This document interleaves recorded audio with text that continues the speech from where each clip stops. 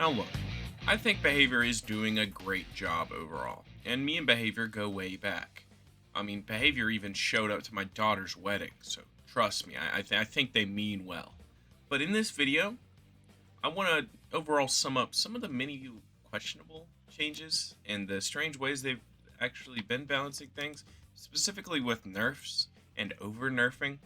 I mean, look, in general, like more than others, have faith in Behavior when it comes to balancing, as long as they don't actually catch the game on fire. And, I think at this point, they've done a lot of stupid things far back when, but I think at this point they're keeping a close eye on balance and not, like making sure the game doesn't explode. So overall, I think the balancing can be a little goofy too. Like, I think it's fine for Dead by Daylight to have a little bit of a goofy balance and some perks that are strong and some that are weak, and ones that just are kind of like a gimmick. Because the game's inherently in a weird, like, in between of casual and competitive. So I think that's fine. But if you lean too far into the meta and you let casual players literally never lose a game and make as many mistakes as they want to, something like the gem kick meta, it makes it basically unwinnable for the other side when, the other player doesn't really have to do much. And sure, they can still mess up and lose, but think about a player who has 3k hours in the game. That's why the gem kick meta was so terrible. It's important to say now that we don't have anything that bad. Like, that was our last really terrible meta. And I think now's meta is just kind of like, it's not terrible. It's not unfun to play against on both sides. But it's just kind of like, it's there. So let's go back to the past a little bit. And let's talk about Behavior's strange habit of over-nerfing certain perks within the meta. First up, we have the habit that Behavior has of taking something that is very meta and killing it entirely. There are many examples of this over DBD's history, and if you want to go far back, you can look at something like Unrelenting. This perk was incredibly meta in 2016 DBD, and the wild thing is that it was first overbuffed. It had a very pitiful effect on release, giving it a 9% faster miss weapon cooldown and a 6% faster hit cooldown. But then in 1.2.0, it got buffed to 30% faster cooldown on missed attacks and 22% faster cooldown for hits. That's more than half of a full 8 stacks to save the best for last. And of course, you combine this to save the best for last at that time, which is the same as it is now, and it was broken as hell. And then just, 2 patches later, they recognized this on 1.4.0, and Unrelenting was changed to what it is now.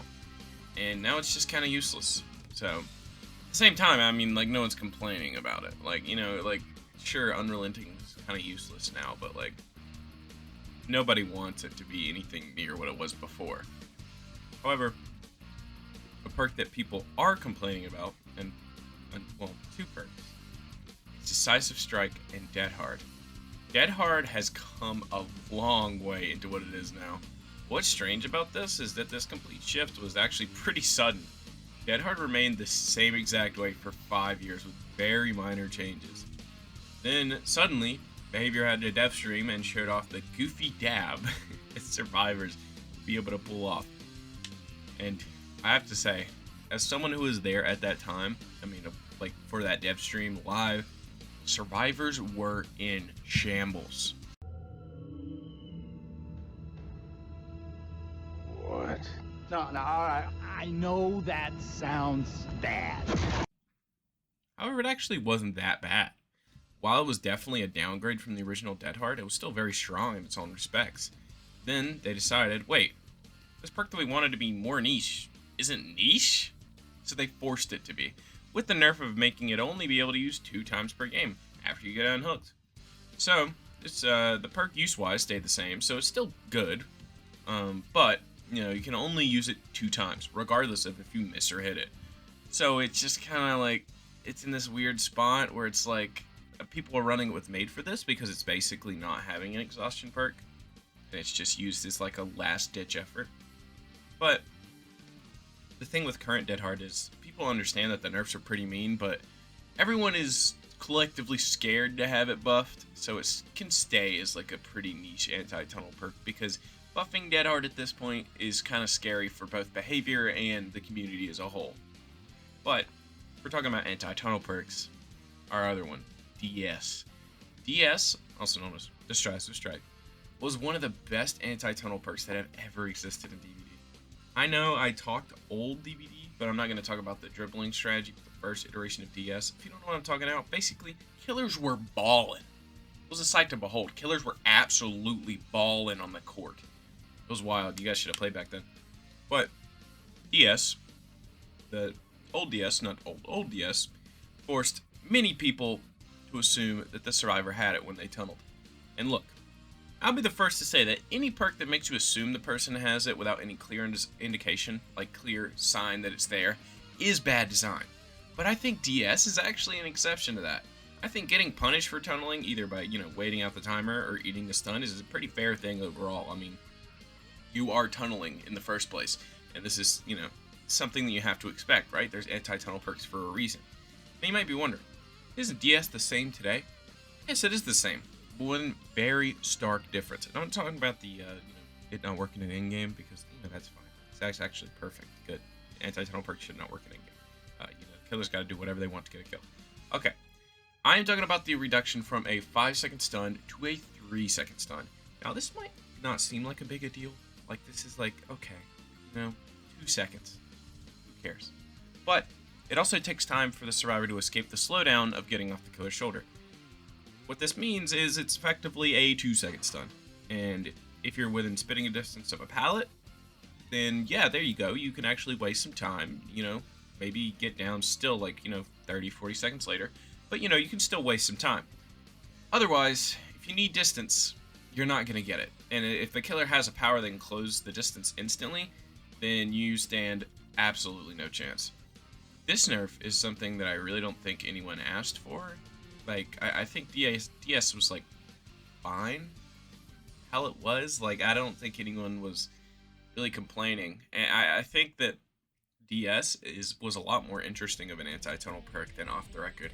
And it just felt nicer to hit, and it felt nice to get that kind of like second chance, as Off the Record just kind of gives you endurance, and a lot of the times it just gets hit the second you get off hook anyway. So it doesn't feel like it does as much, and it doesn't feel as useful and as just satisfying to use. So I do hope that at some point they restore the 5-second stun. I don't think they will, but right now, like, I mean, even with the new like anti-camping and all that, blah blah blah. Like, just as the recent update. Tunneling is still good. Tunneling stocks are still up. And I honestly, giving this on top of Off the Record would be some pretty insane tunneling pressure. Like, it would be some crazy pressure on the killers to not tunnel. And I think that's good. I mean, like, right now we're in like the 4 chase meta for survivors, and I think having some anti-tunneling would make games actually more close on both sides, just overall. I mean, it's just interesting altogether. You add back 5-second DS stun, and it's just going to be better for everyone. Like, everyone involved. So I think that one should definitely be reverted, and it kind of came out of nowhere. People were really not complaining about DS, at least not for that reason. People were complaining about DS in in-game with Unbreakable, because it's literally you can't do anything. Okay, now we're talking about killer perks. And when it comes to killer perks, the 2 perks that come to mind for me are Ruin and Eruption. 2 very strong generator perks from 2 different eras. First we have Ruin, and I'm talking about the second iteration of Ruin, not the one that regresses skill checks. I'm talking about the one that regresses generators at a 200% rate whenever they're not being worked on. Ruin was strong on many, if not all, of the killer roster. And, still more so than others. But in the same patch that gutted Dead Hard, Ruin was also hit, and it was hit hard. Ruin got brought down from 200% regression to 100%, which is absolutely terrible since, yes, it's still passive, but it makes it worse than a normal kick, because at least the normal kick gives the instant regression as of this patch. And don't forget, Ruin is still a Hex, in the same category as perks like Blood Favor, Crowd Control, and Devour Hope. So not only do you have to, deal with this absolutely slow motion regression, where every 4 seconds equals 1 second of regression, this Hex usually gets cleansed within 1 minute of the game, meaning that it really just doesn't do anything. Oh yeah, not to mention, it also just says bye-bye. the second someone dies as well, which is just kind of arbitrarily there on top of the rest of the nerfs. Ruin is now not worth running in the slightest unless you are like someone like Nemesis, who is already passively wasting time with the zombies. Next is Nemesis's very own perk, Eruption. The funny thing about this perk is it was released very strong, but many people saw it as a worse jolt simply because you had to manually kick to apply it. And once you got it down, with either a special or basic attack, you would deal 6% to all affected generators, and everyone who's currently working on them would be incapacitated for 16 seconds. Meaning all they could do is just stare at the regressing generator for 16 seconds, the equivalent of 4%, so it made it 10% in total if they were already on it. But like I said, many people didn't use this perk purely because it seemed like a lot of effort to apply for not much reward. Well, Behavior saw this and made the effort to buff it, and they made the Titan that was Eruption 2.0. The regression penalty, up to 10%. The incapacitation timer, up to 25 seconds. This perk was an absolute menace on its own, but they also buffed so many different generator kick perks that this just made it an insane cherry on top. So Behavior looked at this perk as well as Collarbone and Overcharge and absolutely stomped them, especially Eruption. It went from a 10% regression to a 10% of the total progress being regressed, meaning it would always be worse no matter the progress, and this was absolutely brutal. And then on top of that, the incapacitation status effect was also just completely removed, which means that at most times when this perk activates, survivors can just work through the regression and pretty much negate the regression in the first place. This was the most insane fall from a meta perk, and while not being completely useless, giving less regression than a failed skill check that requires you to manually kick generators and then get downs is just not great. It requires so much effort on your part for not much regression, and it's really only good stacked on top of Jolt or stacked on top of Pain Res. It's just there's just not much to it on its own, and even then you can run Jolt over it, and at this point people will be right in saying that it's a worse Jolt. There are also many other nerfs to different parts of the game, and nerfs that also, they step back on. Forget the attempt to kill Billy and his Marks add-ons. But for the most part, the nerfs are very minor. Same thing with buffs at this point. These are not even close to all of the examples. There's so many different times where they've absolutely let perks have their time in the spotlight and then just take them into a dark alley and brutally murder them. It's cold. It's very cold behavior.